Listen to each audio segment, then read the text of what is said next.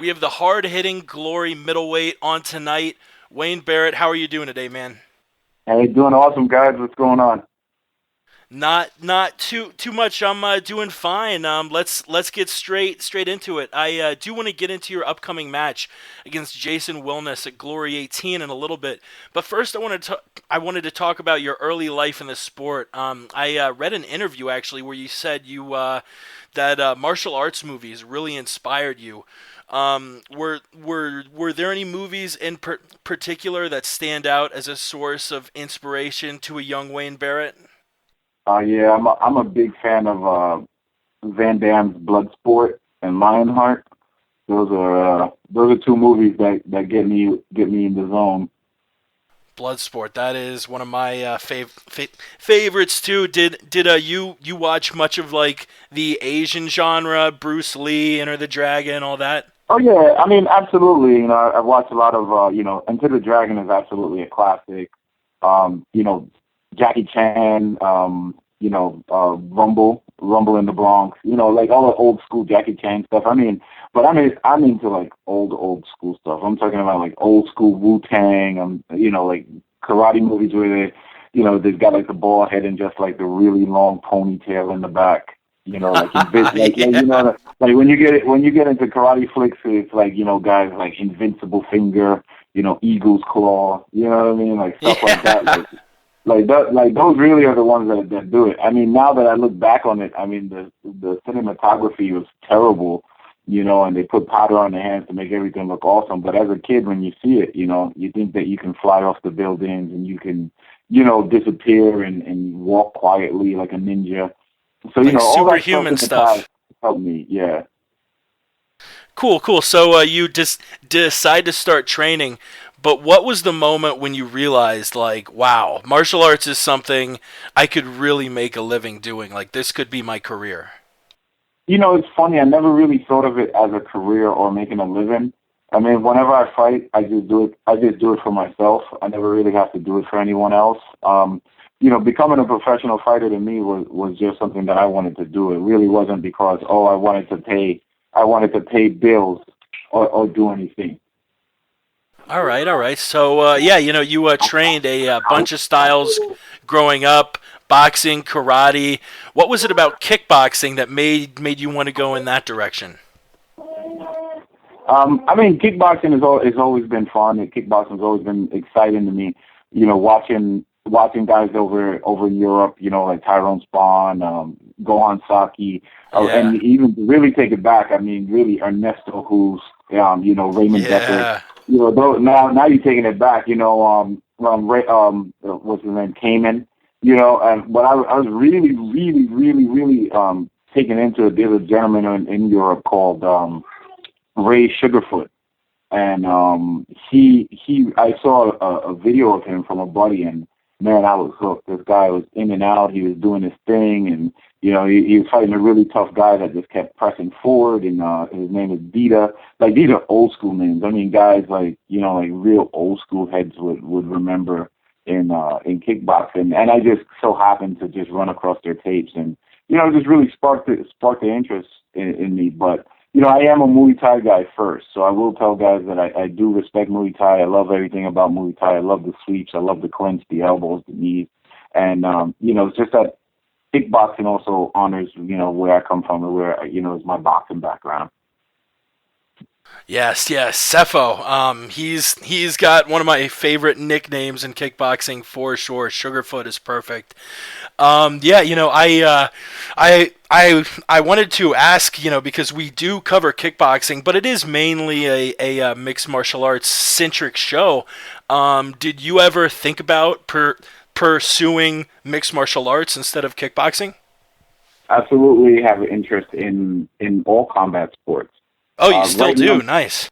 yeah. I mean, right now my focus is kickboxing. I mean, Glory is my home. Glory is who I'm trying to grow with. They're the guys that gave me the opportunity when a lot of other organizations at this magnitude would not have. So I have to stay loyal to Glory. I have to stay loyal to them at this moment, at this point. And because they treat me well and they give me the opportunity to get to know, for fans to get to know who I am in such a short period of time. So right now my focus is kickboxing, but all my training partners, everyone that I train with, they're all MMA stars. I train with one of my very good friends and close training partners, David Branch. He's World Series of Fighting middleweight champion.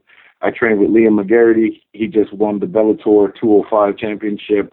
Yeah. I've trained. I trained with Douglas Lima. I've trained with Brian Stans, George St. Pierre before. I've trained with a ton of guys. So I respect them, and that sport is the real deal. Those guys are all powerful, strong, and they get it going.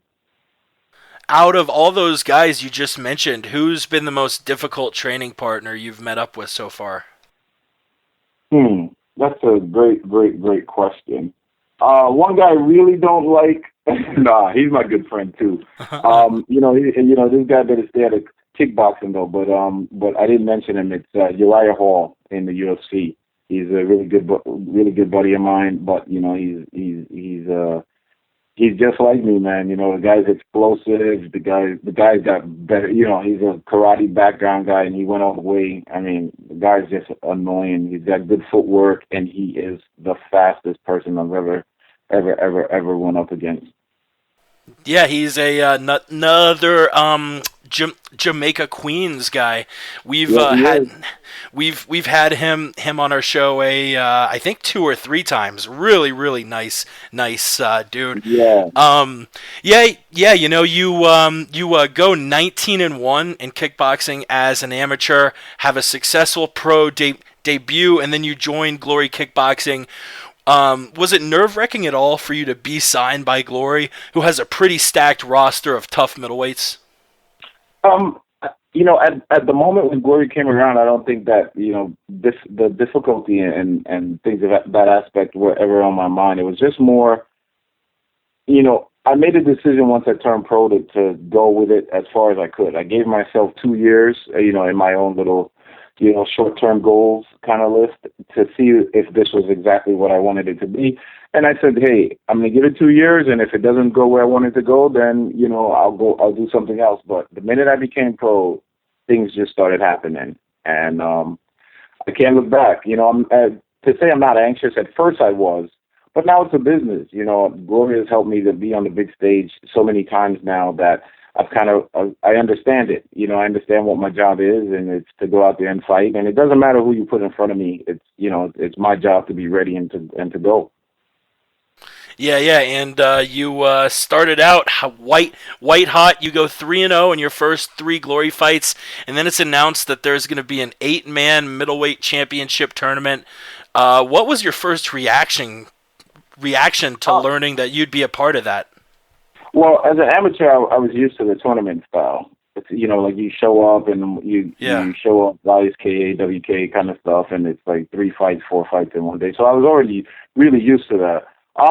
I just believed in myself. I believed that I should have, and I will one day win that tournament. But it was definitely different. The competition was high level, and absolutely the thing for me is nerves will help me to train harder.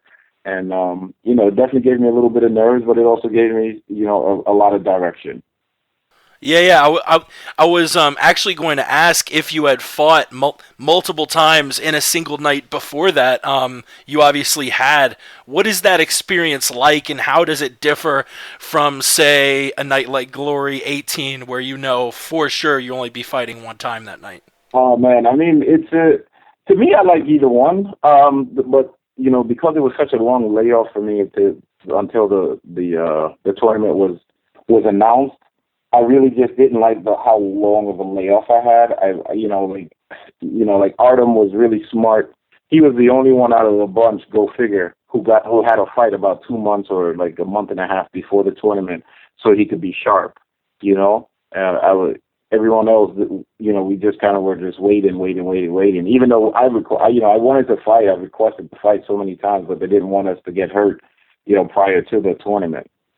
But it's the tournament training is unique, but training for one person has become a little bit more delightful, to say the least. Yeah, I was curious, like, is especially those quarterfinal and semifinal fights where you know you might have to fight again, are you holding back at all to make sure you don't get banged up, break a hand, break a Yeah, foot, something like that? yeah, a little bit. I think that's really what happened in the fight with Joe is that I was holding back a little bit. I wanted to be smart. I know Joe's game, and I was just like, hey, I want to hold off, and I have to wait, and I'll save it what I have for Artem.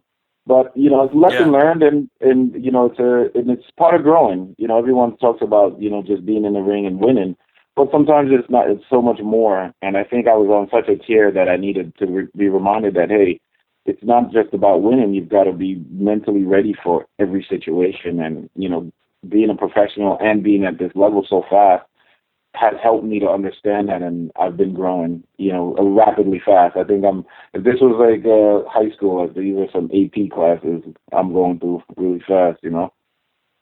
Yeah, definitely. Yeah, and this tournament, your first fight was a dominant one-sided quarterfinal match against Bogdan Stoika, but you suffered a pretty nasty hematoma on your forehead.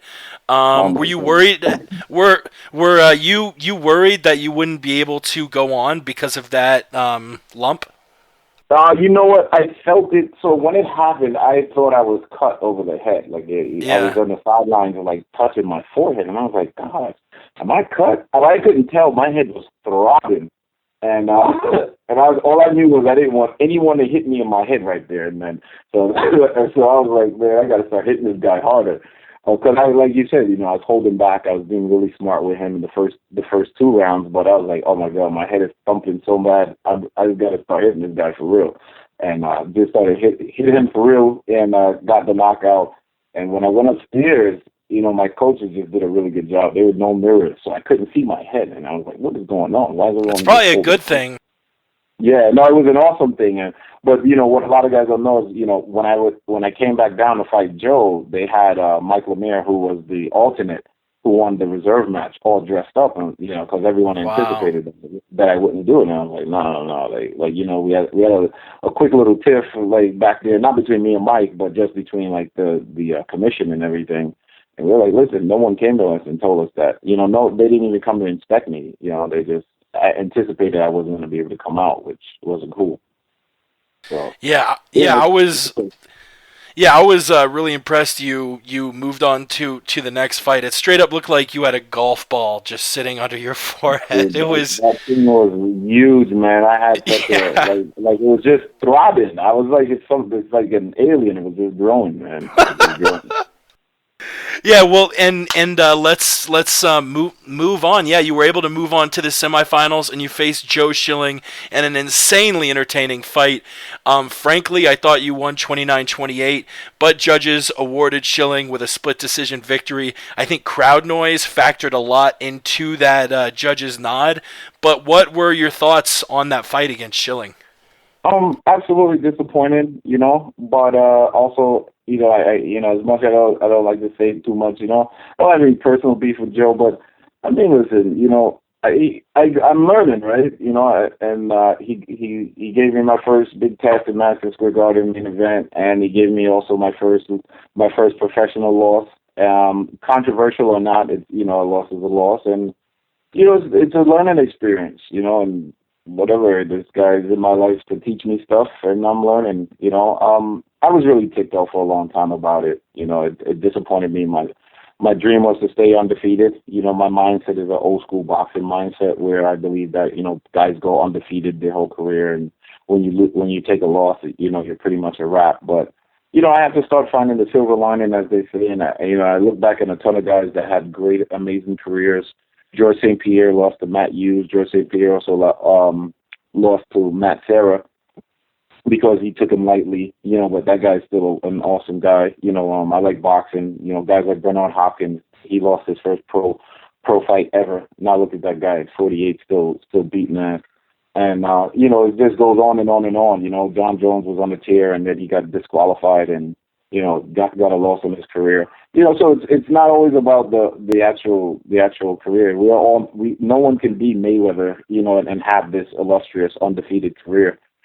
People have losses. Even Dominic Cruz, one of my favorite fighters, he has one loss to Uriah Faber on his uh, on his record as well. And Jose Aldo. So I started just looking and seeing like all these guys that have great, amazing careers as a fighter, but they don't necessarily have like an undefeated record. And it just helped me to cope, I guess, and to grow and to understand that there's more to this. Yeah, you make a really excellent point. In this era, it's so much different to have. You you never see guys who finish their career with a zero in the loss column. Honestly, I think Floyd might be the last one. You have guys who are absolute legends: Fedor, Anderson, GSP. Mm-hmm. They all not only have losses, they have multiple losses. So to take a loss, definitely that first one has got to be really rough. But what did you sort like?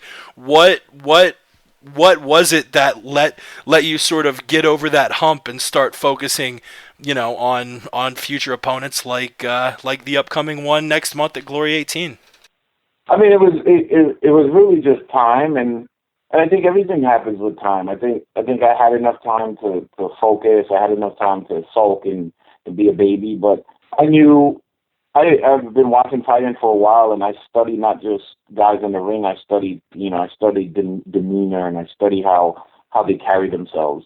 Whether it be who they are truly, or just that if they have a great PR guy. It really was just that, like what we just spoke about, just knowing that guys aren't always going to be like Floyd, and we live in a time now where everyone trains like an elite athlete. Like even if you go to a CrossFit gym. You got guys that train as if they can go in there and do 12, 15 rounds with Muhammad Ali nowadays. And that's just what it is. The reality is that I'm at the top of the game right now when it comes on to kickboxing, and this is a reality. I didn't go down on a punch. I didn't get knocked out. Knock on wood. But these are all things that I have to take into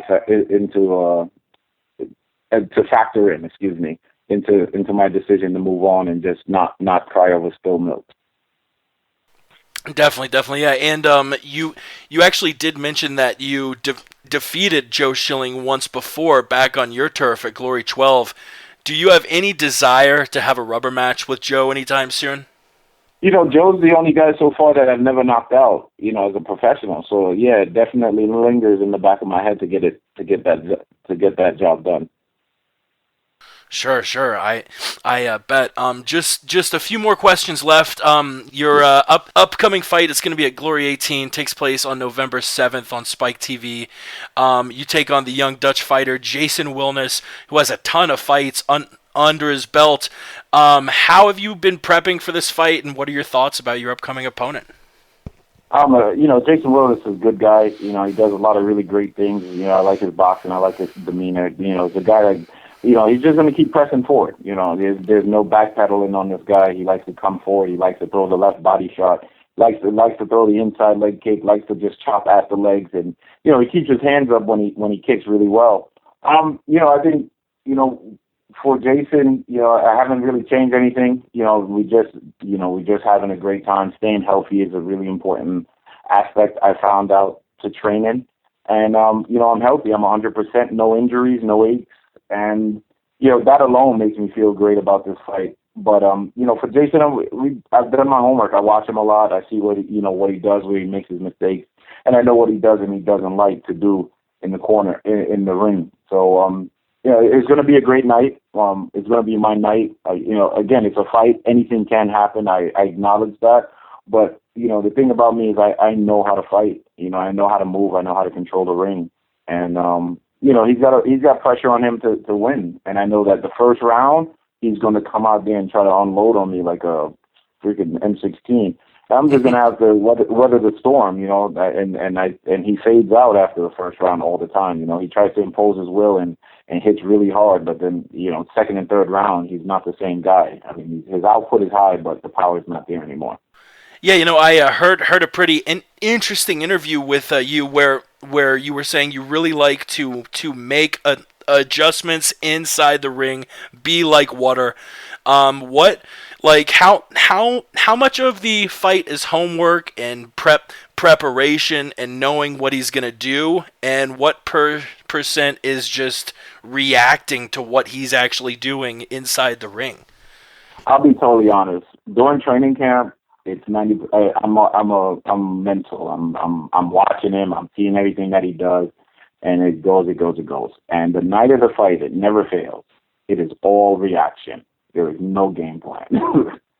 It is Wow. all because the reality is guys try to change, and guys try to come with a different formula. I mean, when I come in, even when I spar, I've got sparring partners that I spar for years, and I tell these guys I don't remember their moves. Like I hear guys talking like, "Oh yeah, I know that you like to throw this, and I know that you like to throw that." And they're like, "What do you?" The guys always ask me their opinion, and I hate.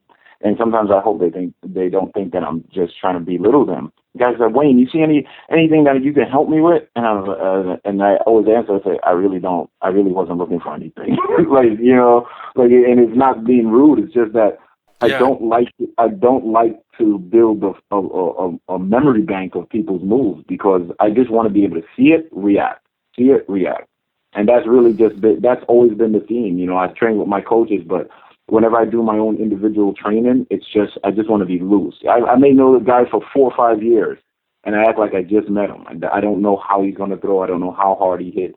And I purposely block that out of my mind. Yeah. Wow.